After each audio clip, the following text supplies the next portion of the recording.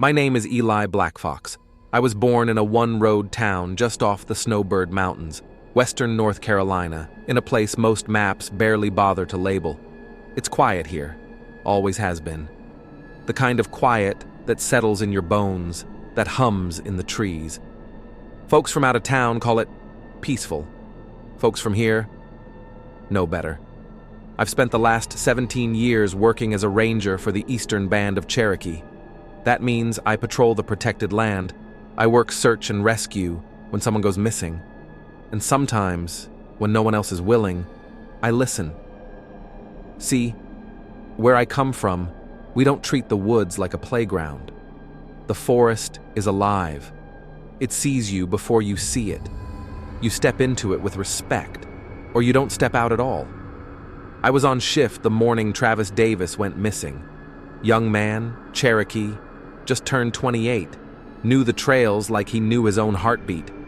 Born and raised right off Yellow Creek, which ain't far from the lake, if you know the back roads. He wasn't a stranger to the land. He belonged to it. That day, April 12th, 2019, he'd told his aunt he was headed out toward Squally Ridge. Said he just needed to clear his head. He packed light, a day bag, a couple protein bars, a flask, a knife. His boots were already worn in. He left his dog with his cousin, said he'd be back by sunset. He never came back. When his aunt called me, I didn't panic. Not at first. People run late.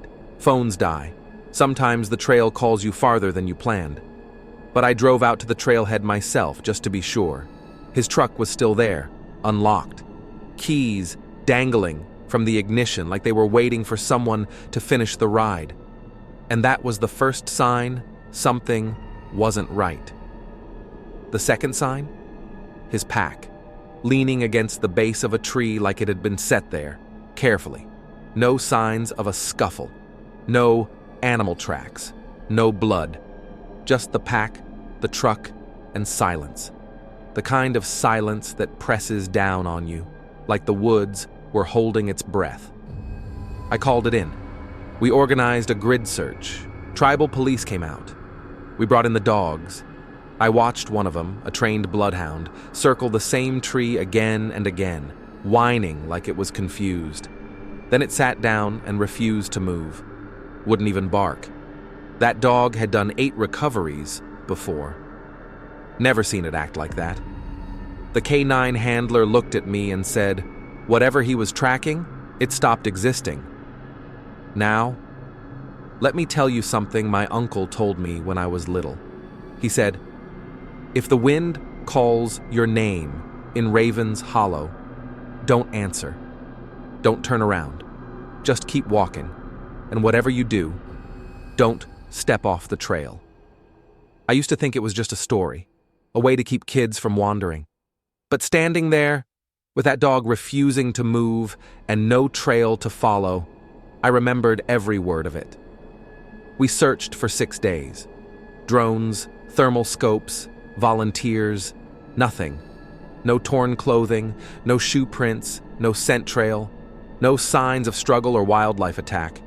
The weather had been dry, perfect tracking conditions, and still, nothing. That's when the elders started to speak up. One of them, a woman in her 80s, came to my office. She placed a cedar bundle on my desk and said, don't go back to that ridge after dark. I asked her why. She looked at me and said, because you don't know what lives there anymore. I've heard stories my whole life, stories of watchers, mimics, beings that don't belong in this world but slip through places where the land is thinnest. My grandfather used to say there are places out here where the world frays, where time folds and sound carries wrong and things crawl through. He said they wear your voice, wear your face, but they don't move right. They don't breathe right. He told me, if something looks like a man but doesn't blink when it should, walk away. Don't speak to it. Don't acknowledge it. Just leave. And that's exactly what Travis's cousin said the night before he vanished. He said Travis showed up at his trailer just before dark, knocked 3 times, but when he opened the door, Travis didn't say anything, just stood there, silent, head tilted, staring. His cousin asked if he was okay, said he'd been trying to reach him all day. Travis smiled, but the cousin swore it was like watching a puppet try to mimic a smile. Something in his eyes wasn't right, like the lights were on but nobody was home. He said he blinked, and Travis was gone. Just vanished. No footsteps, no sound, just the night. And when he called Travis's number, it went straight to voicemail. That was the last time anyone saw him. You might be thinking this all sounds impossible, or maybe exaggerated. I'd think the same, if it were just one case. But it's not. We've had 3 disappearances in the last 8 years. All within a 10-mile radius. All experienced hikers. All native. All left no trail. And every time, we hear the same thing from witnesses. Whispers in the trees. Shadows that move against the wind. Silence so deep, your ears ring. I've been a ranger most of my life, and I've seen mountain lions, bear attacks, lost hikers gone mad from dehydration. But this is different. And whatever it is, it's patient. It waits, it watches, and it takes. I'm sharing this story not to scare you, but to prepare you, because once you hear the others, once you see the pattern unfold, you'll understand this isn't just legend. Something is here, and it's not done. Subscribe to MindFuel if you're ready to go deeper. In the next chapter, I'll take you to where Travis disappeared, and to the one place locals refuse to walk after dusk. We're just getting started, and some truths you can only find in the dark. You think one disappearance is a tragedy. You think 2 is a coincidence. But 34? That's something else entirely. Since 1991, over 30 people have vanished in and around the Kuala boundary, stretching from the southern edges of the Great Smoky Mountains all the way up past Fontana Lake. Hikers, campers, locals, men, women, one boy just 13 years old. They walk into the woods just like they always have, and they're never seen again. Sometimes a boot is found, a torn scrap of clothing. Sometimes not even that. I started compiling the data back in 2016, pin by pin, map by map. I traced their last known locations. At first, it looked random, but over time, something started to emerge. A shape, a corridor, like they'd been pulled into the same stretch of forest, but from different angles, different years, different weather, different lives, but always near the old boundaries, always near our land. When I showed the pattern to one of the elders, she didn't speak. She just reached into her coat pocket, took out a charcoal drawing, and laid it next to the map. The same shape. Only hers was older, hand-drawn, with Cherokee markings around the edges.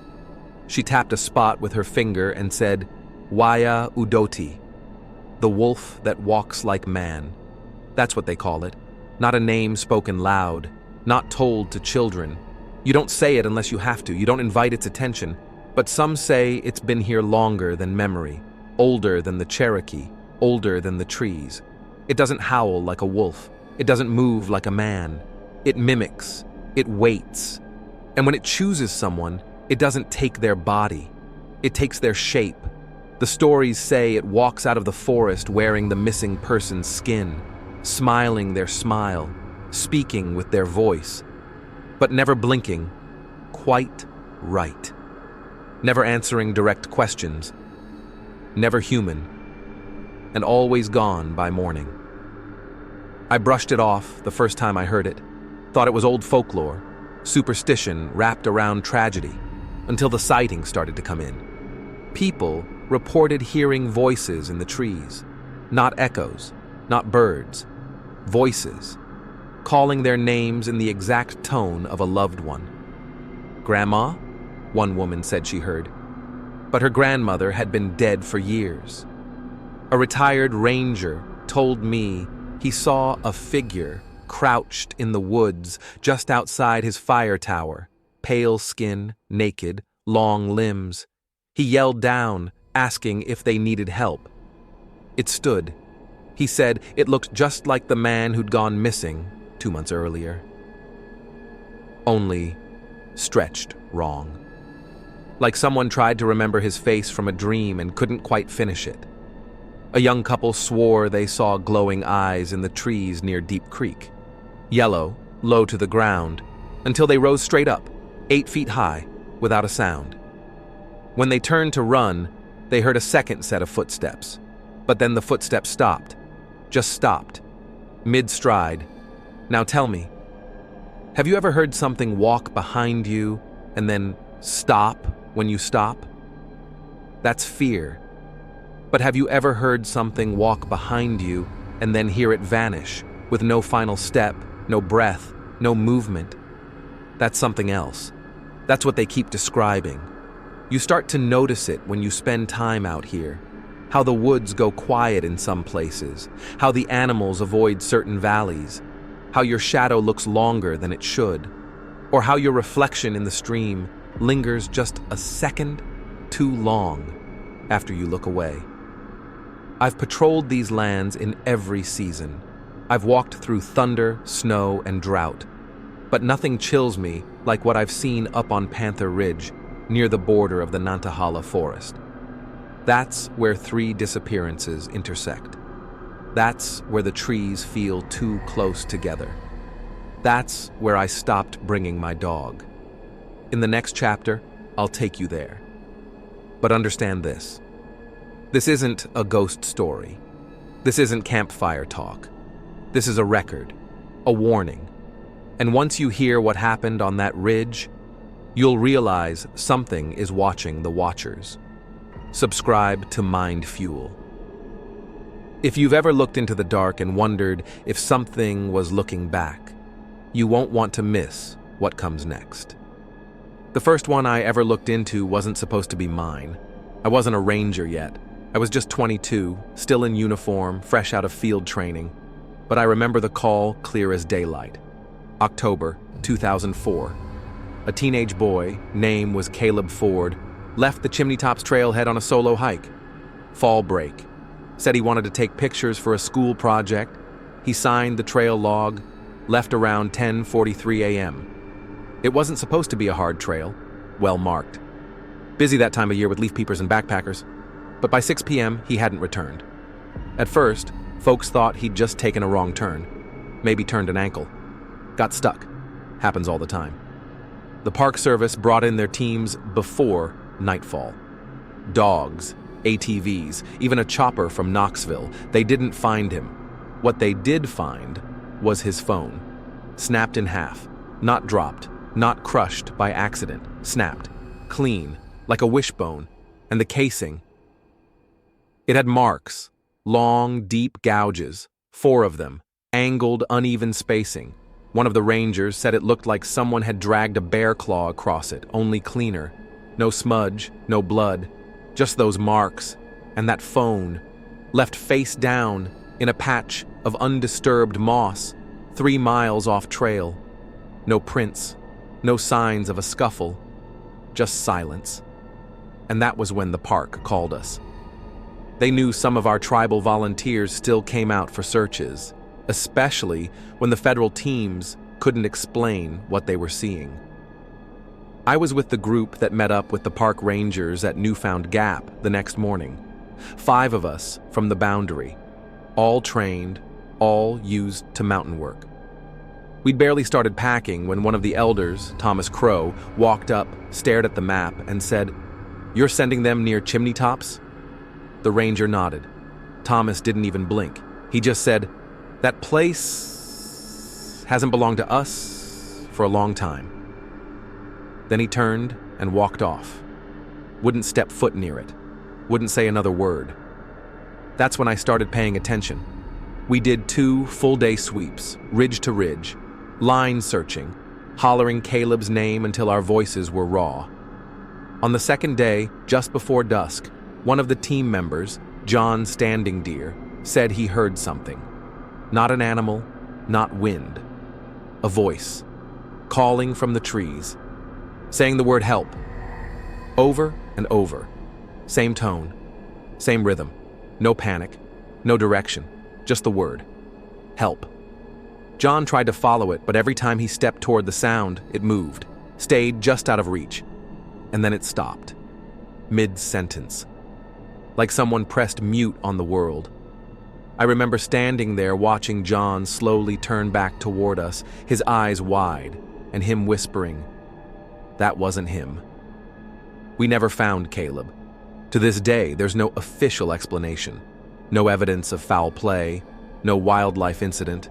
His file still says, "Missing, cause unknown." But those claw marks, and that voice, I've been to that part of the trail since, once. I don't go back anymore. The trees feel wrong there. They lean in too close. The trail runs straight, but it feels like it curves. The birds go quiet after the second switchback, and the wind doesn't feel like wind. You stand there long enough and you start to get this feeling, like your name doesn't belong to you anymore, like someone else is learning it. Chapter after chapter, these disappearances started stacking up, and I couldn't ignore it anymore. Different names, different years. But one thread kept tying them together. People vanishing in places that locals once avoided for good reason. Places we were warned about in quiet voices, with no explanation, only the look in an elder's eyes. Caleb was the first I remember, but he wasn't the last. In the next chapter, I'll tell you about what I saw on Panther Ridge, the one time I broke my own rule and went looking after sunset. I brought a body camera. What it recorded? I haven't shown anyone. Until now. Subscribe to MindFuel. What you'll hear next, no one prepared me for, and I don't think you'll forget it. The forest doesn't forget. That's what they used to say. But there's something else the old ones whispered when the night got too quiet, when the wind passed too slow. Some things in the hills remember more than they should. After Caleb's case, I started visiting the elders more. Not official visits, just quiet talks. I'd bring tobacco, maybe some meat from the smokehouse, sit on a porch, and just listen. One of them, Jonah Tsalagi, was nearly 90 then, carved walking stick, cloudy eyes, but his voice was still strong. I asked him once, straight out, "What's out there, Jonah? What takes people?" He didn't answer right away, just stared at the mountains for a long time. Then he said, "There are spirits in the hills. Some wear fur. Some wear your face." I asked him what he meant. He looked at me and said, "There's one that calls like a friend, wears your loved ones like a coat. If it knows your name, don't answer. If it knows your voice, leave the fire and don't look back." That shook me. And then he told me a story that never left me. It happened in 1978. A man named David Crow, also Cherokee, was camped in a small clearing north of Yellow Creek. He had a fire going. His daughter had left earlier that day to visit friends in Asheville, over 300 miles away. Sometime after midnight, he heard her voice, software behind the trees. "Daddy?" He thought she'd come back early. Maybe got lost. He stood up, looked toward the tree line. The fire flickered behind him. "Daddy, I'm cold." The voice was right, but the sound, Jonah said it came too evenly. No shiver, no breath, like a tape on loop. David stepped toward the trees, called out her name. No answer, just, "Daddy, I'm cold." Again, the same tone, the same pause, the same mistake. Jonah said David started walking, not fast, just slow, careful steps toward where the sound had come from. But the trees swallowed him in seconds. Then he heard something else. Footsteps, his own, like something was walking just behind him, in perfect rhythm. He stopped. It stopped. He turned and saw nothing, just black trees. So he walked again, The footsteps followed. He turned again. Still nothing. But this time, the voice came from right beside his ear. "Daddy, I'm cold." He ran, full sprint. Didn't stop until he saw the fire again. When he burst into the clearing, he found his pack open, his food missing, and 3 long scratches burned into the dirt in front of the fire pit. Not claw marks, fingers, dragged through the soil. When he got home 2 days later, his daughter was exactly where she'd said she'd be. Safe, unaware, never left the city. I asked Jonah what it was. He said the name only once. Ulunsuti. In Cherokee, that means the imitator. A spirit that doesn't just steal your shape, it steals memory, learns the things it needs to trick you. The names, the faces, the feelings. It waits for the right voice to echo. And when you follow it, you don't come back the same. Or you don't come back at all. Jonah looked me in the eye and said, "Whatever took that boy on chimney tops, it wasn't hunger, it was practice." Then he handed me something, a bone whistle, handmade, old. He said, "If it calls you by name, you blow this, not to scare it off, to let others know it's already too late." I carry that whistle with me every time I go out alone now. Never used it. But I felt the moment where I almost did. In the next chapter, I'll take you there. Panther Ridge, the place where the names don't echo right, where even the wind forgets which way it's blowing, and where I heard my own voice come back from the trees. Word for word. Subscribe to MindFuel. What's out there doesn't just watch you, it learns. And the next time you hear your name whispered in the dark, you better be sure it's your name to answer. I told myself I wouldn't go back. I'd seen enough, heard enough, but something about Panther Ridge kept pulling at me.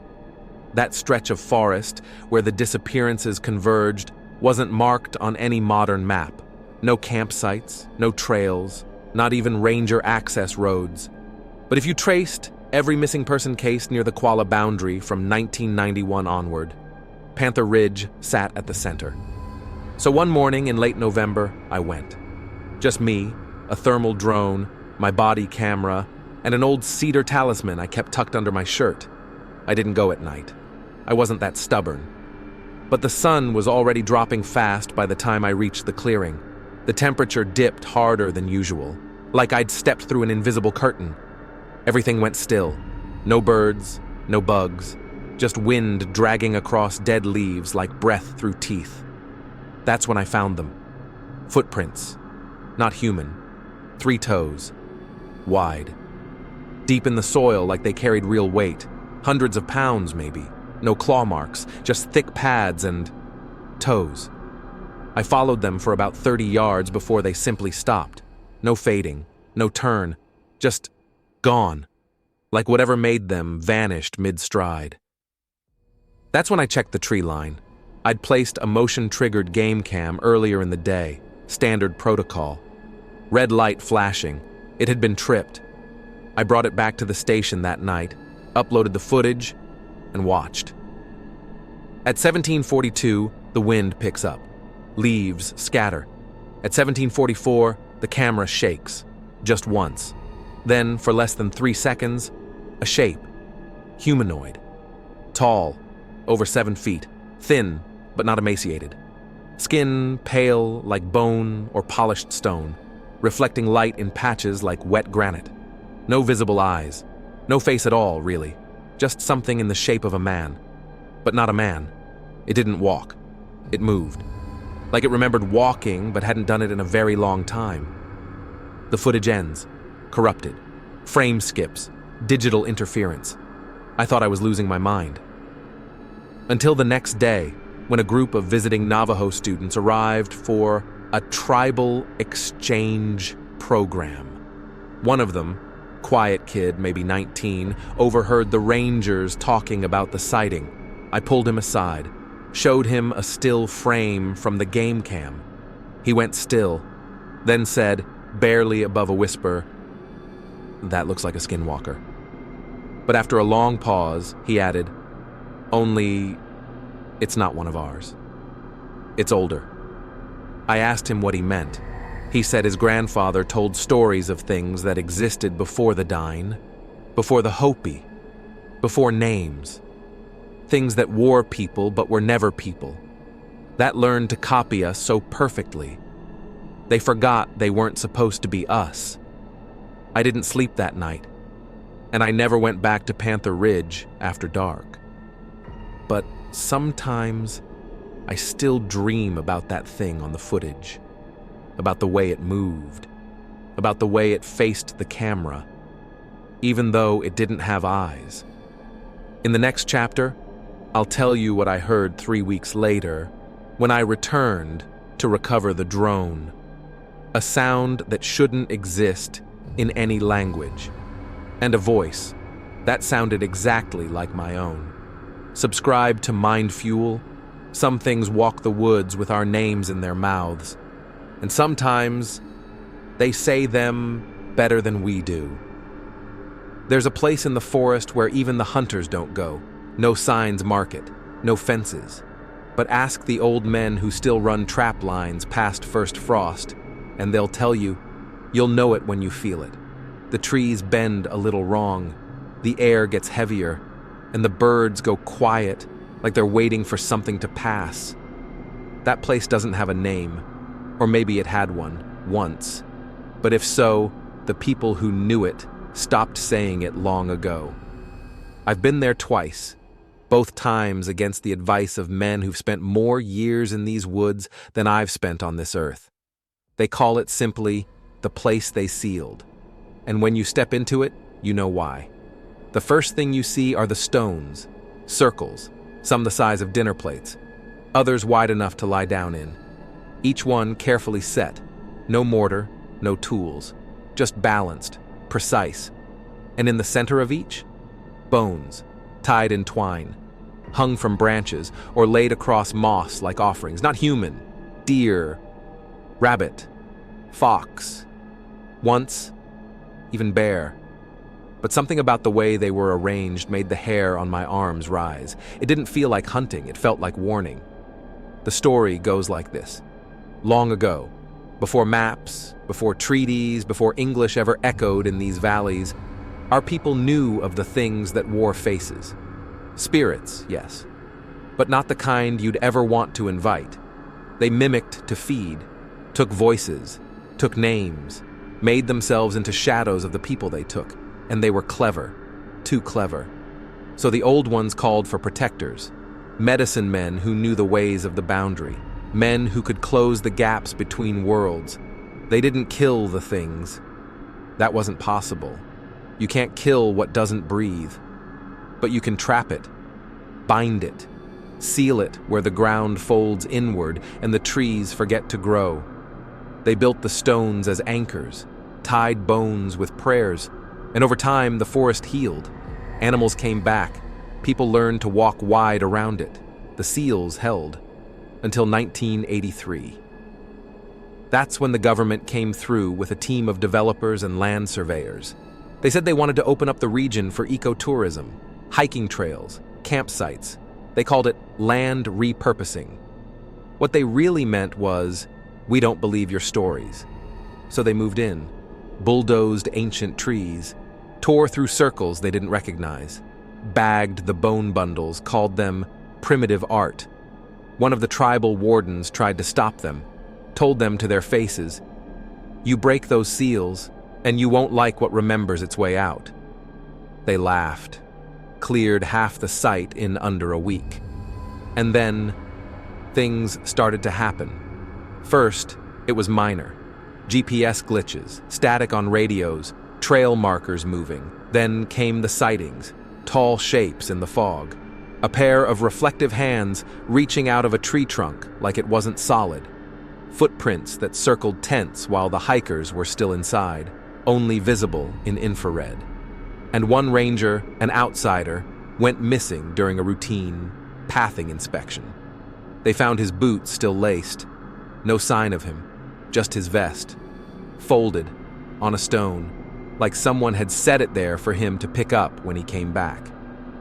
He didn't. After that, the project shut down, quietly. Trails overgrown, maps pulled, area marked as ecologically unstable. But I know the truth. We all do. Something was loosed there. Or maybe it just remembered the way out. And now, every time a voice calls from the trees, every time a name echoes across the hollows, I wonder how many of those seals are still holding. In the next chapter, I'll take you back to where it started for me. The night I heard my own voice call from the dark. And what followed me home? Subscribe to MindFuel. Some ground should never be walked, and some things should never be freed. Between 2016 and 2022, 19 people went missing, all within a 5-mile radius. Same general area, same elevation range, same impossible silence after. No scent trail for the dogs, no blood, no torn fabric, not even dropped cell phones or broken twigs. Gone. Like a hand reached down and lifted them clean off the earth. We searched. Believe me, we searched. Thermal drones, night sweeps, grid patterns so tight we could feel each other breathing. We brought in specialists from out of state, private trackers, ex-military K9 units, and every time, nothing. No trace, like they were walking on a thread and someone snipped it mid-step. The first was a college student, hiking solo just west of Deep Gap. Texted his girlfriend a photo from the overlook. She replied back. He read it, never answered. We found his phone on airplane mode tucked under a rock 2 days later. No scratches, no prints. Just sitting there like it had been placed, deliberately. The next was a retired couple. Camped in the Pisgah Bend, car locked, tent zipped from the inside. Campfire still smoldering when another hiker passed by, an hour before sundown.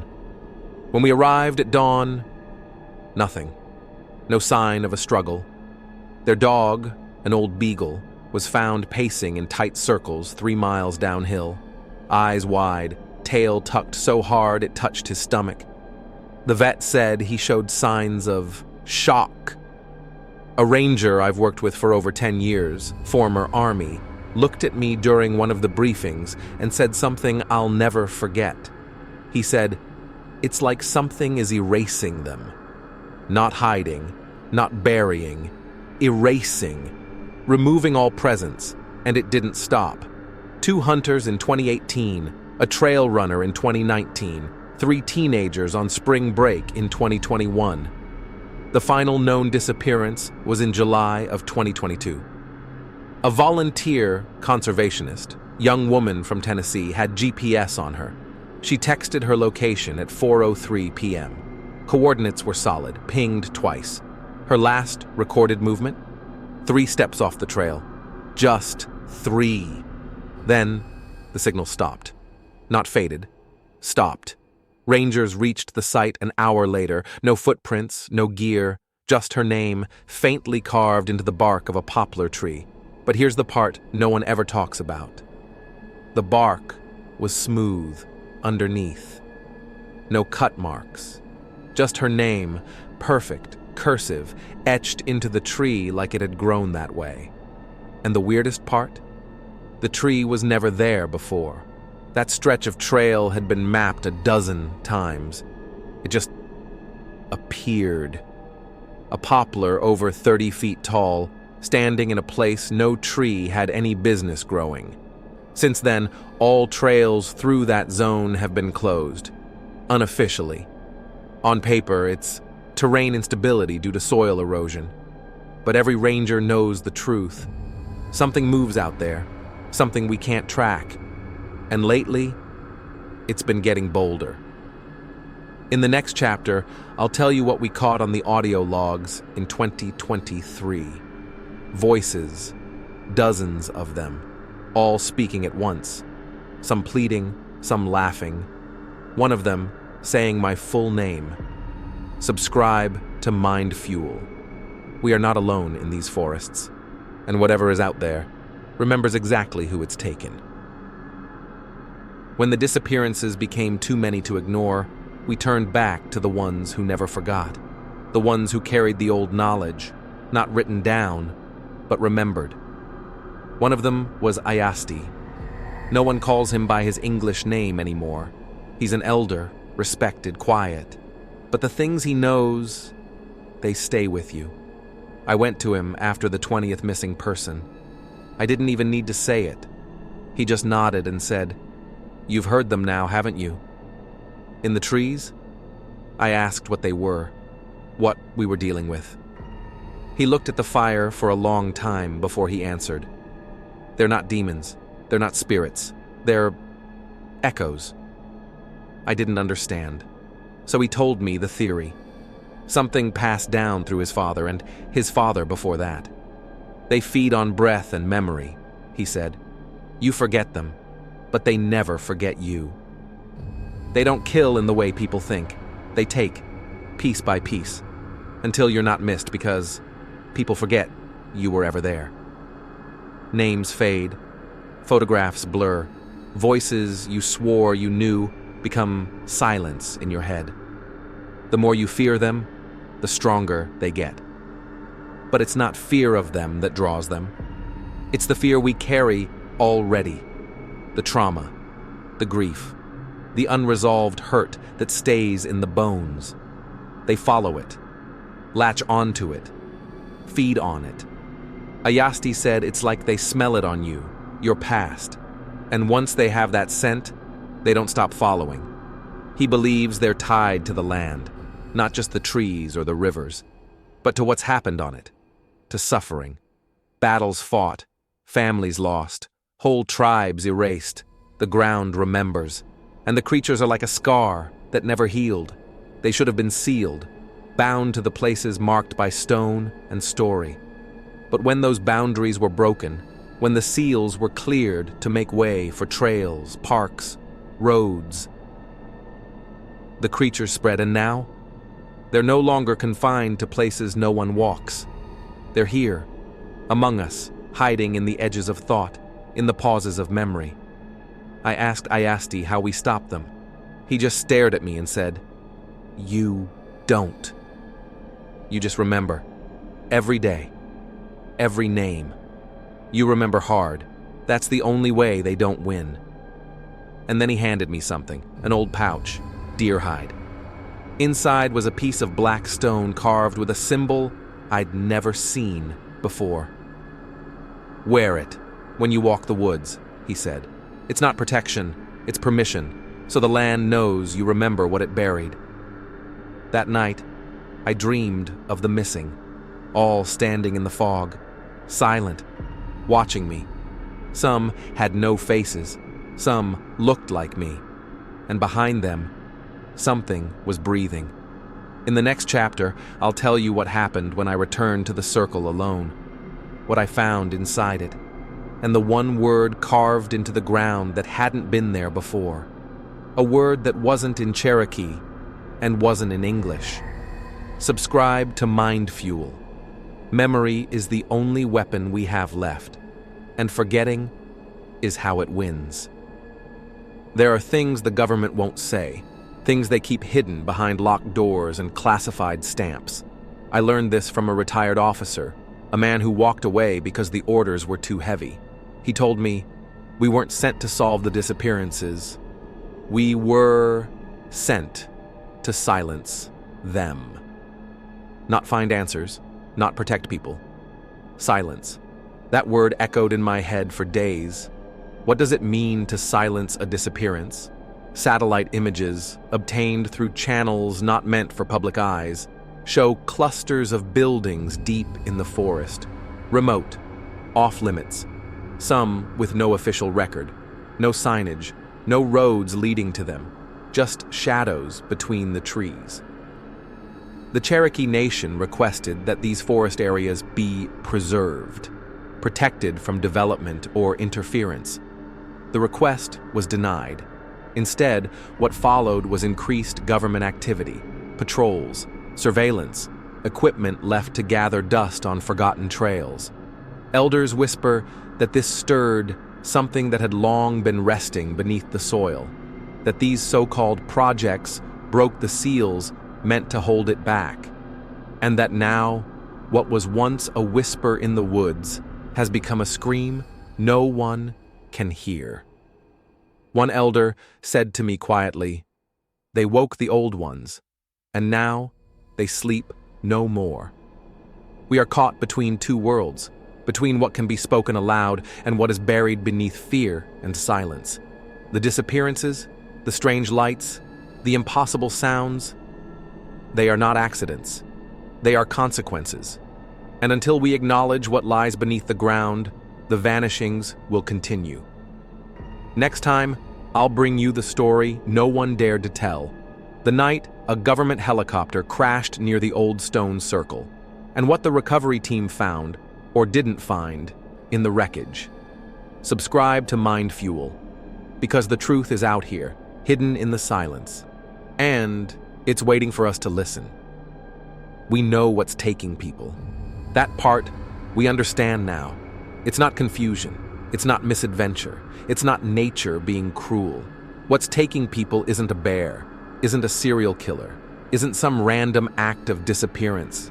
It's deliberate and ancient, and we aren't allowed to stop it. Not anymore. There was a time our people guarded those thresholds, marked the trees, watched the stone circles, sang the names of the missing so they wouldn't fade. Now those names are deleted from databases. Trails reopened too soon. Reports buried under equipment failure, foul play, or unresolved. But the pattern is there. Every missing person, right where the land hurts the most, where memories never healed, where something was left to grow and grow hungry. I saw one, just once. You'll say it was a shadow, or your eyes adjusting. But I'll tell you what I saw. It stood upright, skin like wet bark, and it moved fast. Not like it was running, like it was skipping time. The dash cam footage proves it. 58 seconds into the last ranger patrol before winter closure, right near mile marker 42. The headlights flash, and something crosses the road in less than half a second. Frame by frame, arms longer than they should be. No eyes, no face, but a mouth, open, as if it was mid-word. And when we slowed the footage, we saw something written in the dirt at the roadside. Just one word. Not Cherokee, not English. Just scratched lines, curved like bone, burned into the soil itself. We sent that footage in. They took it, told us it was inconclusive atmospheric distortion. But they know. Everyone who's seen the forest up close knows that what's out there isn't hunting randomly. It's choosing, based on fear, based on memory, and it's getting closer. The final message I'll leave you with is simple. Stay on the trail, carry something old, something remembered, and if you hear someone calling your name from the forest, don't answer, ever. This has been MindFuel. We'll see you next time, if we remember to. Subscribe. The name written in ash. Because the truth isn't hidden, it's waiting.